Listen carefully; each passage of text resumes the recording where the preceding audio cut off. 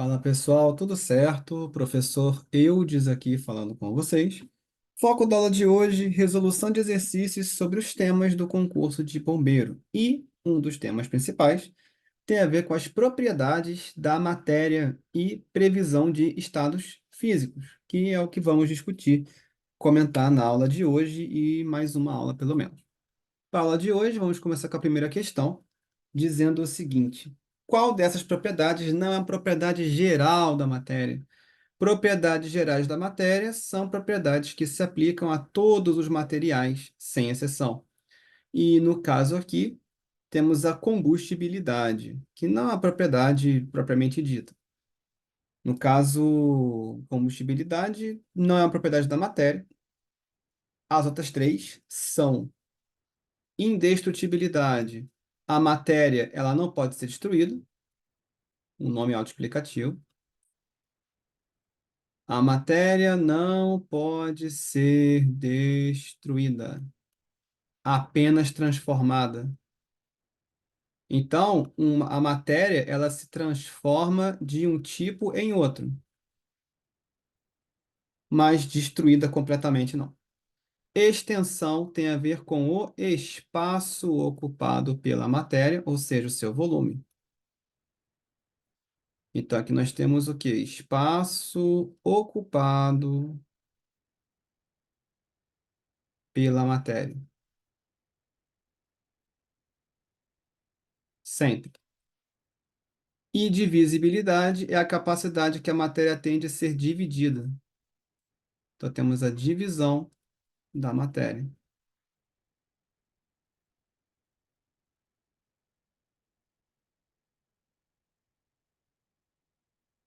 Claro que a matéria só pode ser dividida até um certo nível. A combustibilidade não é uma propriedade, e se assim o fosse, não deveria ser aplicável, porque se tem combustibilidade tem a ver com combustão. Combustão tem a ver com pegar fogo. Nem todos os materiais pegam fogo. Então, não seria uma propriedade geral também. Então, para essa primeira questão, temos a opção C como resposta correta. Vamos para a próxima. Um pedaço de isopor, quando colocado na água, fica na superfície, mas se jogarmos um pedaço de ferro, o mesmo descerá até o fundo. A que propriedade deve-se esse fenômeno? Bom, a questão de flutuar ou afundar no material vai se basear na sua densidade. A questão é: quem é a densidade de um corpo? É a massa de um corpo dividida pelo seu volume. Normalmente, em ciências, a massa é em gramas e o volume é em mililitros ou centímetros cúbicos, tecnicamente falando. Bom, no caso da água, a densidade da água é a nossa densidade padrão, 1 grama por centímetro cúbico. A densidade do isopor, quem for parar para pesquisar, é de 0,035 gramas por centímetro cúbico. O que que isso quer dizer? O que que a densidade mede? Quando dois materiais ocupam o mesmo espaço, o mesmo volume, quem tiver maior densidade, quem tiver maior massa, dentro do mesmo espaço, ocupará o mesmo. Perdão, quem tiver mais massa no mesmo espaço será mais denso. E aqui, no caso, o isopor ele flutuará sobre a água, porque a densidade é bem menor. Agora, se a gente verificar a densidade da água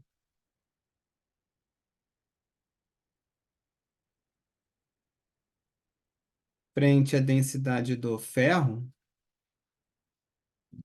ferro, quem pesquisar vai encontrar cerca de 7,8. Ou seja, o valor do ferro é bem maior. Por isso que aqui o ferro ele vai afundar. Então é simplesmente uma comparação. Se a gente vai comparar dois materiais entre flutuação e afundamento, a grandeza a ser considerada aqui é a densidade. Essa é a grandeza que a gente vai utilizar para comparar os dois materiais. Descontinuidade não vai ter. Impenetrabilidade também tem a ver com espaço, só que de forma diferente. Dois materiais não podem ocupar o mesmo espaço ao mesmo tempo, então não tem a ver com a comparação em si. E maleabilidade é uma capacidade que alguns materiais têm de serem modelados, que é o caso principalmente dos metais. Ou seja, é uma propriedade que não se aplica a todos os materiais em específico. Então, para a nossa questão, densidade, opção B. Bora para a próxima questão.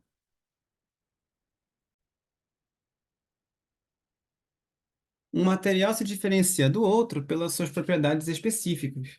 Essas características que os definem são úteis para que possamos escolher um material. Por exemplo, quando vamos aquecer uma comida no micro-ondas, é preferível utilizar um recipiente de vidro no lugar do plástico, pois o plástico, quando aquecido, pode liberar substâncias nocivas como bisfenol A, BPA.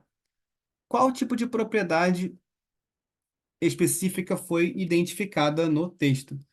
Propriedade funcional eu já vou eliminar, porque ela é específica para algumas funções químicas. Aí já é dentro do assunto química em si, e é bem mais complexo, que também não é abordado aqui pela prova de bombeiro, então não vamos utilizar. Mas propriedade funcional são propriedades referentes às funções químicas, ácido, base, óxido, sal ou algumas funções orgânicas.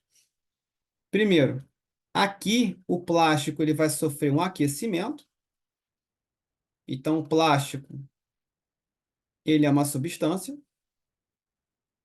por linhas gerais, sofrerá um aquecimento, que representamos em química aqui como esse triângulo, ou seja, o material ele vai sofrer ganho de temperatura e, e ganho de calor, e vai liberar o BPA.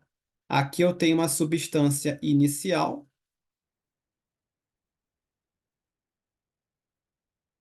e ele vai liberar uma outra substância, chamada de substância final, após o processo.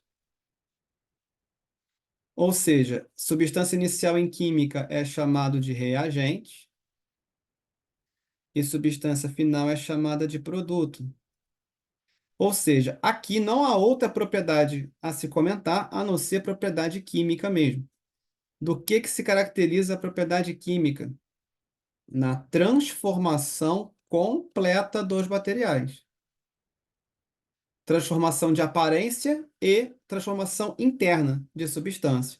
O que define as propriedades básicas de um material, propriedades que identificam o material, como ponto de fusão, ponto de ebulição, densidade e solubilidade, é a substância da qual ele é feito, ou a sua composição, também é chamado assim. Então, a transformação química é uma transformação completa, porque é uma transformação de aparência e, principalmente, uma mudança na sua composição, que é o que acontece aqui. O plástico está se transformando em BPA. O plástico não é nocivo para as pessoas em geral e o BPA é. Ou seja, uma mudança no meio já mudou a substância. Propriedade física é uma transformação da matéria. Propriedade física também é chamada de fenômeno físico, mas é uma transformação superficial. É uma transformação aparente da matéria. Ou seja, a gente só mexe na aparência dela. Ou seja, quando falamos de fusão, solidificação, mudanças de passagem de estado físico, vaporização e várias outras, estamos saindo do campo. Estamos saindo do campo químico para o campo físico. Ou seja, derreter, evaporar, pulverizar, triturar, tudo isso são mudanças físicas. Mas a substância formadora do material continua a mesma. Congelei a água não deixou de ser água. Evaporei a mesma, não deixou de ser água. Propriedade organoléptica, que é a propriedade que é perceptível pelos sentidos, pelos cinco sentidos.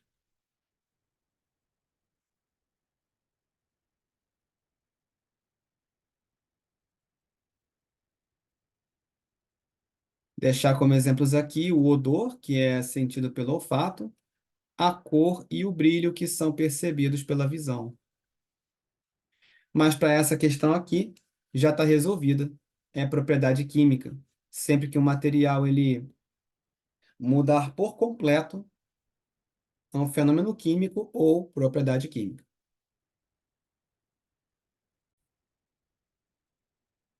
Quatro frascos com diferentes substâncias incolores estão identificadas com as seguintes informações: massa, volume, densidade e viscosidade. Que propriedades permitem reconhecer um material? Vamos lá, reconhecimento. Reconhecimento de materiais trabalha com propriedades específicas, ou também chamados aqui na matéria de química de critérios de pureza. Como dizer se o material é puro? Precisamos conhecer algumas informações sobre ele. Bom, podemos dizer que os três principais critérios de pureza são ponto de fusão, que é a temperatura na qual o material vai derreter, ponto de ebulição, que é a temperatura na qual o material vai evaporar, e a densidade, que é a relação de massa por volume já falada antes. Além delas, temos ainda a solubilidade, ou seja, a solubilidade de material em outro, geralmente água, e também outro critério que pode ser utilizado é a viscosidade. A viscosidade, ela mede o quanto um material escorre perante outro. Então, exemplo, água escorre muito bem, mel já não escorre tão bem assim. E a solubilidade e a viscosidade, no caso, é a facilidade, a dificuldade de escoamento. Então, um material que é muito viscoso, ele escoa extremamente devagar.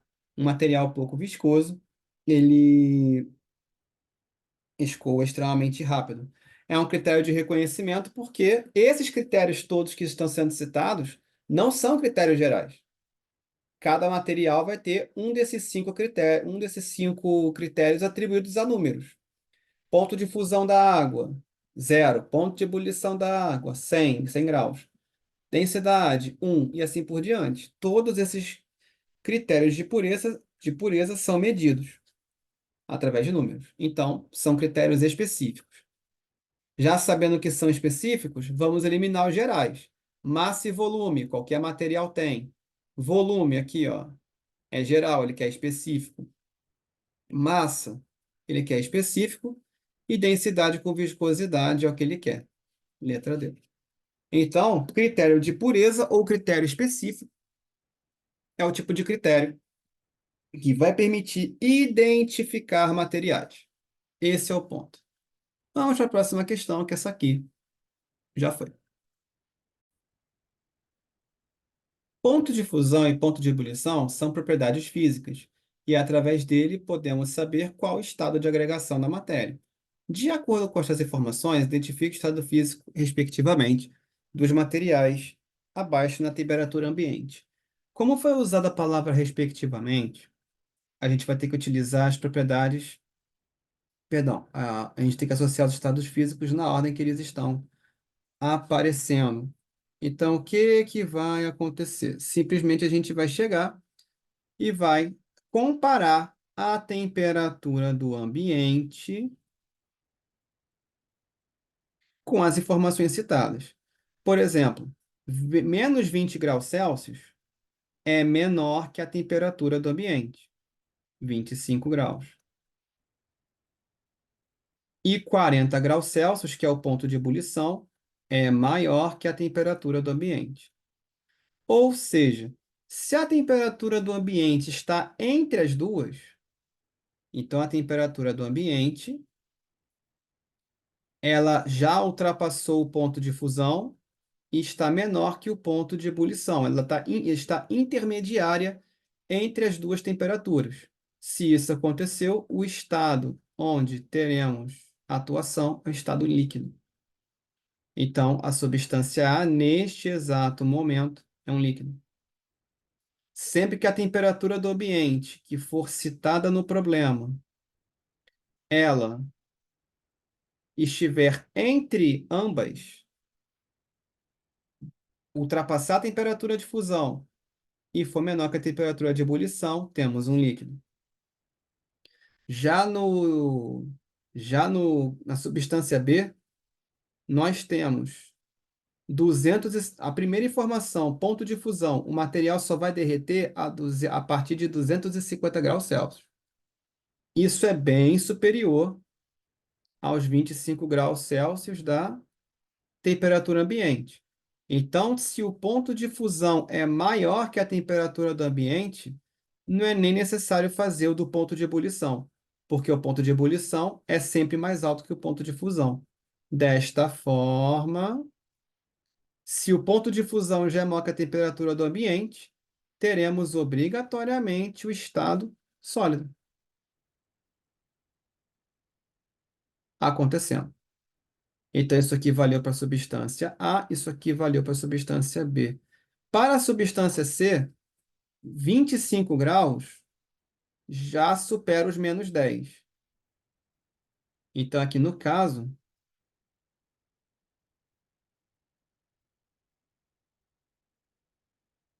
-10 já é menor que 25. E 10 é menor que 25 também. Ou seja, a temperatura do ambiente, ela supera ambas as temperaturas. Ou podemos dizer também, desta outra maneira, que o ponto de ebulição é menor que a temperatura do ambiente. Por que eu vou pegar só o ponto de ebulição? Porque se o ponto de ebulição já for menor, automaticamente o de fusão também vai ser, por obrigação. Então, a substância C obrigatoriamente estará no estado gasoso. Ou seja, na ordem, como ele pediu respectivamente, temos que responder na ordem de A, B e C: líquido, sólido e gasoso. Letra A, rapaziada. Bora para a próxima questão. O suco estrada do repolho roxo pode ser utilizado como indicador de caráter ácido ou básico de diferentes soluções. Misturando-se um pouco de suco de repolho e da solução, a mistura passa a apresentar diferentes cores, segundo sua natureza ácida ou básica, de acordo com a escala abaixo. Ou seja, de 1 a 3,5 vermelho, de 3,5 a 6,5 rosa, de 6,5 a 9 roxo, de 9 a 11 azul, de 11 a 13 verde e de 13 a 14 amarelo. Ou seja, a gente vai considerar ácido vermelho e rosa e básico azul, verde e amarelo, já que o roxo a gente vai tender a considerar neutro, por essa escala aqui. A ideia de ácido e base tem a ver com o tipo de comportamento dos materiais perante a química, porque os ácidos e as bases eles estão presentes em vários materiais e alguns desses materiais são corrosivos, são perigosos. Então, conhecer a natureza dos materiais, nesse caso, é importante. Só que aqui vai vir na versão mais tranquila, a versão com indicador. Cada indicador, ácido base, vai ter uma escala e a gente tem que julgar de acordo com essa escala. Algumas vezes essa escala é dada, normalmente é, em outras não. No caso do amoníaco, ele está na cor verde. Verde, lembrando que um pH considerado ácido, o valor dele é abaixo de 7. O pH considerado neutro, matematicamente falando, será igual a 7. E um pH básico terá um valor acima de 7. Então, na linha do verde, o pH está entre 11 e 13. Será básico. O leite de magnésio, ele está na cor azul. Se ele está na cor azul, azul ainda vai continuar básico, que é maior que 7. Vinagre está na cor vermelha, que está entre os pHs 1 e 3,5, ou seja, valores de pH bem baixos. Então, pH, no caso, ácido ou solução ácida. E o leite de vaca é rosa, que também está na linha dos ácidos. Então, na ordem de um, 2, 3 e 4, temos básico, básico, ácido e ácido. Ou seja, letra E, aqui para a gente marcar. Bora para a próxima questão. Na química, para se caracterizar um determinado material, são utilizadas, dentre outras, quatro constantes físicas: ponto de fusão, ponto de ebulição, densidade e solubilidade, que constituem um quarteto fantástico. Em laboratório, foram obtidos os dados da tabela abaixo, relativos a propriedades específicas de amostras de alguns materiais. Considerando-se os dados da tabela, analise as afirmações abaixo. Então, nós temos uma tabela com informações de massa e volume, que serão importantes no cálculo da densidade, que é um dos critérios de pureza. Eu já falei sobre os critérios de pureza em alguma questão anterior, mas repetindo aqui: ponto de fusão, temperatura para derretimento; ponto de ebulição, temperatura para evaporação; e a densidade, que é a relação de massa por volume. Então, tem outros, mas esses três são os principais e são esses três que serão necessários para a questão. Então, primeira afirmativa: a temperatura de 25 graus, os materiais C e D estão no estado líquido. Então, 25 graus será a nossa temperatura ambiental. Bom, substância C e D, menos 40 é menor que 25, então 25 graus Celsius já ultrapassou a temperatura de fusão, então é no mínimo um líquido, mas o 115 graus de ebulição ainda é maior que 25, então 25 graus não é o suficiente para evaporar. Ou seja, C é um líquido. E no caso do D também, porque 25 graus é maior que zero e 25 graus é menor do que 100. Então, teremos aqui também um líquido. Então, a primeira será verdadeira. Segunda, massa e volume são os princípios, são propriedades específicas de cada material. Nesse caso, nem vamos precisar comentar muito. É falso. Massa e volume não são propriedades específicas, são propriedades gerais da matéria. Propriedades específicas têm a função de identificação de materiais, em princípio. Então, para saber o tipo de material ou ainda o tipo de substância que eu estou lidando, que estamos lidando, é necessário coletar informações sobre esses materiais. E então, aí sim comparar uns com os outros. Mas massa e volume, o que vai mudar é o quanto de massa ou quanto de volume tem em cada um, porque massa e volume todos os tipos de materiais têm, não tem distinção nesse aspecto. Desta forma, perdão, desta forma, temos que o A2 é falso. 3. Se o material B for insolúvel em D, quando for adicionado a um recipiente que tem material D, ele deverá afundar. Primeiro, vamos calcular as densidades.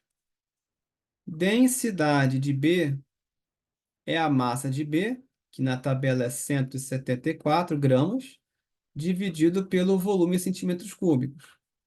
Teremos 1,74 gramas por centímetro cúbico. A densidade de D, ela é 100 gramas dividido por 100 centímetros cúbicos, ou seja, 1. Então, somando esses dados aqui, a gente vai indicar que a substância B afunda sobre D. Ou seja, temos uma relação verdadeira na terceira. A terceira é verdadeira, porque é exatamente isso que está sendo falado aqui. Então, correto. 4. Se o material A for insolúvel em D, quando adicionado ao recipiente que contém material D, ele deverá flutuar? Bom, primeiro vamos fazer a densidade, vamos repetir a densidade do material D, que é 1 grama por centímetro cúbico. Não é necessário fazer a conta mais uma vez. Mas a densidade de A vai ser obrigatória. E o A tem 115 gramas em 100 centímetros cúbicos, ou seja, 1,15. E aqui temos uma relação diferente, porque, na verdade, é a mesma relação da 3. Ou seja, o A, ele afunda, o que torna a 4 falsa, porque ele está afirmando que haverá flutuação. Isso não vai acontecer. E no item 5 está se falando que a densidade do material C é 0,74, que é verdade, porque eu tenho 74 gramas em 100 ml, 100 centímetros cúbicos. Isso aqui é o mesmo que 74 centésimos ou 0,74. Ou seja, verdadeiro. De verdadeiras, então, só temos a 1, a 3 e a 5. Ou letra A. Pois é, bora para a próxima questão. Algumas propriedades físicas são características do conjunto das moléculas de uma substância, enquanto outras são atributos intrínsecos a moléculas individuais. Assim sendo, é correto afirmar que uma propriedade intrínseca da molécula de água é, ou seja, uma característica marcante da própria água que poucos outros líquidos possam não ter, ou seja uma situação restrita. Primeiro, já podemos dispensar a questão da densidade. A densidade é a relação de massa por volume, e isso todas as substâncias têm, só que cada uma com um valor diferente. Então, nesse caso, a densidade não é a característica exatamente mais marcante da água, apesar da gente utilizar a água para objetos afundarem e flutuarem. Tem isso também. Porém, não é uma característica intrínseca a uma molécula de água. Atenção à questão. Ele está falando de uma molécula de água apenas. Ou seja, uma característica intrínseca da própria substância. Aí vem a questão: quem é a molécula de água? A molécula de água ela é criada através do hidrogênio ligado ao oxigênio e mais uma vez.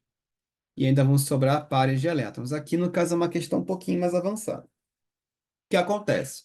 A água, ela é uma substância, a molécula de água, ela é feita de ligações chamadas de covalentes e é uma e são ligações covalentes polares. A água, a molécula em si de água é uma molécula polar, ou seja, ela tem polos em suas ligações. No caso do hidrogênio, o polo positivo, no caso do oxigênio, onde se concentram esses elétrons aqui, o polo negativo.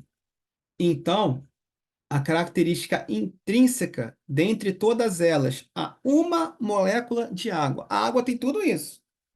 A substância água, ela tem densidade, tem polaridade, tem pressão de vapor e tem temperatura de ebulição. Só que todas essas três outras que estão sendo citadas aqui, que eu estou retirando, elas são características da letra A, da letra C e da letra D. Há várias moléculas de água, não há uma só. Então, são características que se manifestam quando temos várias moléculas de água rolando ao mesmo tempo. A questão está focada em uma única molécula de água, ou seja, no aspecto microscópico, por isso que essa é uma questão já um pouco mais puxada. Desta forma, a gente entende que densidade, a água tem, mas não uma molécula só. Pressão de vapor, que eu não comentei ainda, é a pressão necessária que os líquidos fazem para se evaporar. Só que é um aspecto macroscópico, ou seja, a gente só percebe isso quando a gente consegue visualizar a substância água, ou seja, tem que ter várias moléculas ao mesmo tempo. E a temperatura de ebulição é a temperatura na qual uma substância passa para o estado líquido para o estado de vapor. Ou seja, as outras três que eu estou eliminando são aspectos macroscópicos. E quando a gente fala de uma molécula de água, a gente fala do aspecto microscópico, ou seja, da água como substância, como molécula única, sozinha, isolada. Então, por isso, com isso a gente vai finalizar a questão e a aula de hoje. Na próxima semana, então, a gente já continua com esse mesmo tema. Forte abraço, até a próxima aula.